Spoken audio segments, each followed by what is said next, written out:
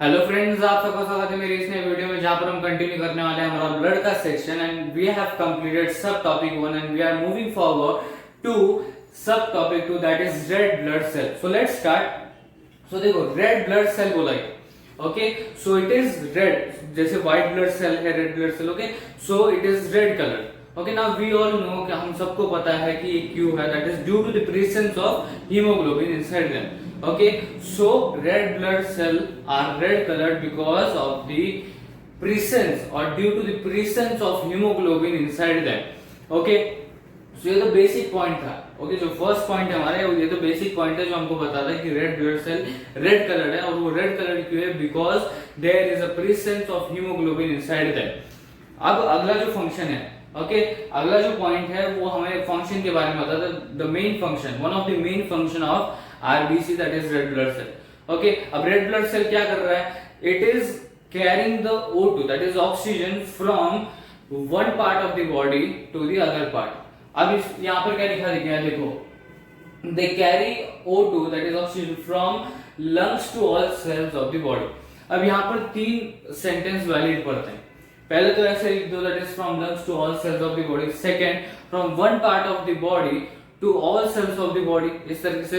And तीसरा एक और वैलिड स्टेटमेंट है, that is they carry O2 from one part of the body to the other part of the body. इस तरीके से भी लिखा जा सकता है, राइट। सो अब ये कैरी कर रहा है, ऑक्सीजन कैरी कर रहा है। अब हमने बोला इसमें हीमोग्लोबिन, ओके, इसमें क्या है? हीमोग्लोबिन है। सो हीमोग्लोबिन यहाँ पर हेल्प करता है हमको।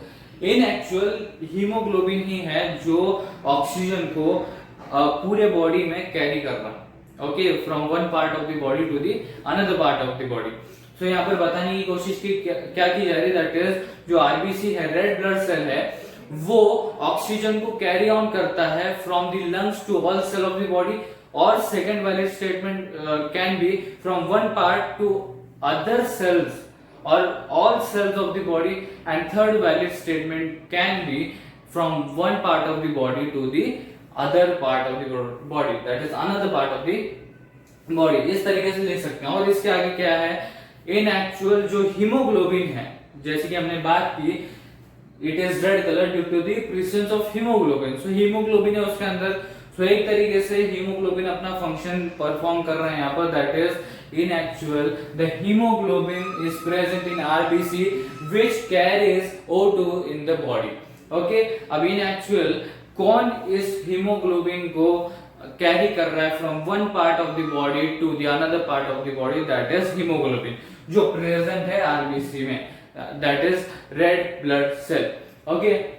सो ये दो पॉइंट समझ में आए। It was related to RBC and haemoglobin, okay, that is red blood cell and haemoglobin. So first में क्या था? That is red blood cell red colored है because of the presence or due to the presence of hemoglobin inside them. Now the one of the main function of red blood cell is that they carry oxygen from, now यहाँ पर तीन valid statement हो सकते हैं, जैसे कि मैंने बोला, from lungs to all cells of the body, then from one part of the body और one part of the body to all cells of the body, and third valid statement can be that is from one part of the body to another part of the body। इस तरीके से तीन valid statement हो सकते हैं, okay. सो अब इसके अंदर क्या था? हीमोग्लोबिन का, इसकी हमने बात की, राइट, पहले पॉइंट में। सो इन एक्चुअल ये जो हीमोग्लोबिन है जो रेड ब्लड सेल के अंदर है, ये कैरी करता है ऑक्सीजन को in all parts of the body, all cells of the body, okay. So यही, that is hemoglobin. Hemoglobin is carrying the oxygen in our body, okay, in the body. Now next point, okay, next point is slightly important because इससे और दो तीन point निकलते हैं, okay। देखिए क्या है अभी, अब ये सर्कुलर शेप में होता है। We cannot say it is an accurate circular, but it seems to be circular in shape, okay। जो red blood cells है, it is circular in shape, so we can say that it is circular in shape। Now next point is important, that is they do not have nuclei, okay। We know that what is nuclei। So अब red blood cell में nuclei नहीं होता, अब इसकी वजह से क्या होता है, they have short time period. One of the reason that they don't live for a very long time, they have short time period is that they don't have nuclei. Okay, one of the reason. Okay, there are many other reasons for, but one of the reason for their short time period living is that they don't have nuclei. They do not have nuclei.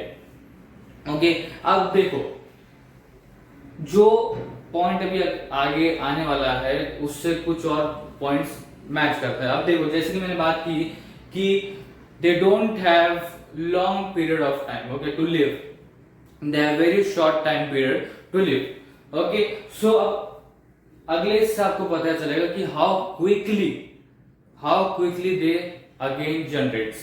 Okay, देखिए अब जो RBCs हैं जो हमारी human blood में है वो लगभग 3 मिलियन के हिसाब से ये एस्टिमेट किया गया है कि 3 मिलियन के हिसाब से they die every day. Okay, they die every day at the scale of 3 million, but at the same time they are regenerating. Okay, they are generating red blood cell, new red blood cells at the 4 times of that scale, that is 3 million. Okay, 4 times of that number made in the bone marrow every day. Okay, मतलब यहाँ पर every day की बात चल रही है. Okay, so अब every day क्या हो रहा है, 3 million के स्केल पे red blood cells die हो रहे हैं. Okay, so क्या हो रहा है, every day the RBCs in the human blood are dying at the scale of 3 million, but at the same time the 4 times of that number is being generated in the bone marrow every day. So they have to be made very quickly as they don't live for long. Okay, so यहां से और यहां से 2 point निकल के आते हैं. That is, first of all, they don't live for a long time. Okay, they have short time period. Okay, so इसी short time period मतलब हर दिन red blood cell क्या हो रहा है, die कर रहा है. Okay, so in that period they have to perform their all functions. Okay, so यहाँ से क्या पता चला हमको, they have short time period.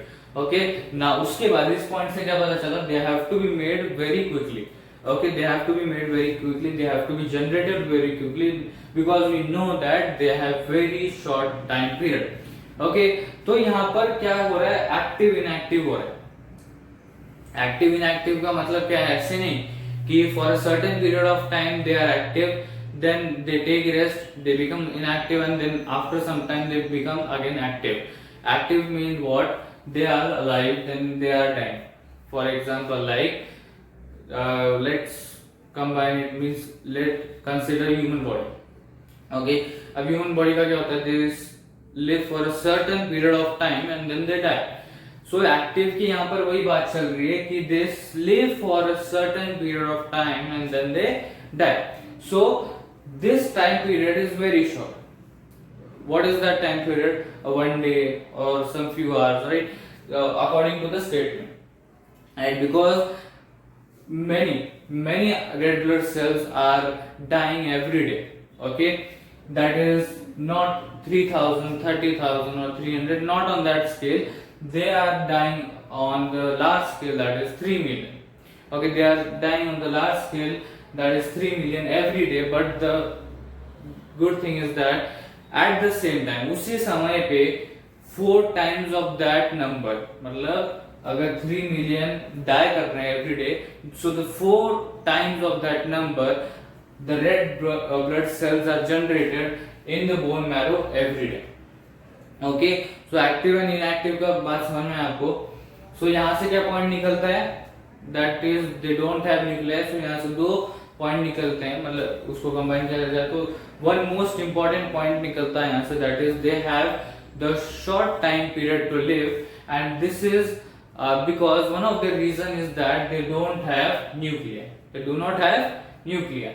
Then इस पॉइंट से हमको पता चलता है they have to be made quickly. Okay, अगर वो एकदम क्विकली बनाए जाएंगे तो जो टाइम पीरियड है उनका, जो शॉर्ट टाइम पीरियड है उसके दौरान वो जितने भी फंक्शन उनके परफॉर्म करने होते हैं, जैसे कि उसमें से एक फंक्शन है कि ऑक्सीजन को एक पार्ट से लेकर दूसरे पार्ट तक, बॉडी के एक पार्ट से लेकर दूसरे पार्ट तक पहुंचाना, राइट।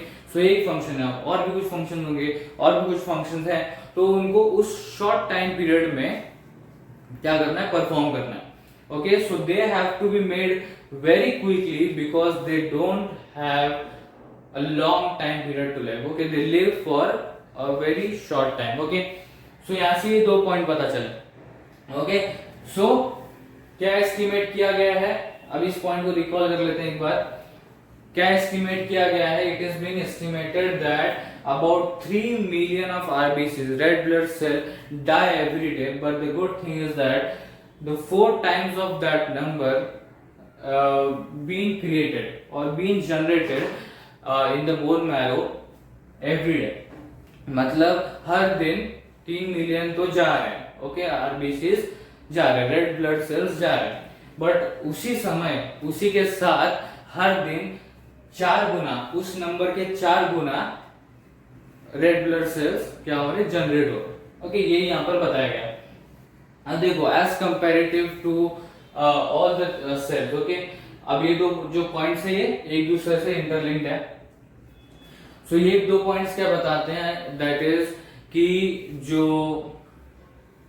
सेल्स हैं, red blood cells, as comparatively to the others, they are most of the cells in the blood are red blood cells. Okay, जैसे ये for example white blood cell हो गया एंड अदर सेल्स हो गए, to those comparison, okay, to those comparison the red blood cells are the most. Okay, so red blood cells are the most abundant cell in a blood, and how much volume you can say, or how much accountancy that they show in the blood is that 40 to 45%. Okay, they are accounting up for about 40 to 45% of its volume. Now it क्या है, blood, right?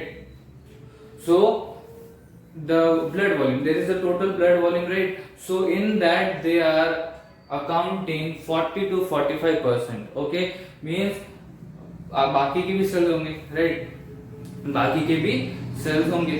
सो उनके comparison में जो blood का volume है और जो sales है उनके कंपैरिजन में वो कितना परसेंट अकाउंट कर रहा है अपने आप को ब्लड में, दैट इज 40 टू 45%। अभी मेल एंड फीमेल में वेरी करते हैं, राइट, मेल एंड फीमेल में वेरी करते हैं। ओके, सो ये जो रेड ब्लड सेल है ये मोस्ट अबंडेंट सेल है in the blood, they are the most abundant cell, most of the cells in the blood are red blood cells। यहाँ पर यही बताने की कोशिश करी जा रही है। एंड दिस स्टैटिक्स जो ये 40 to 45% है, this may vary in a male and this may vary in a female. Okay, मतलब दोनों में अलग होता है। ओके, जो जनरेशन है रेड ब्लड सेल का और जो स्पीड है, देन यू कैन से जो अकाउंटेंसी है रेड ब्लड सेल की in the male and the female, they vary. Okay, so ये 2 पॉइंट बताने की कोशिश क्या कर रहे हैं कि ज्यादातर as comparatively to the other cells, red blood cell are the most abundant cell in the blood. इसी के साथ हमारा जो एक्सप्लेनेशन पार्ट है रेड ब्लड सेल का वो यहाँ पर ही खत्म होता है।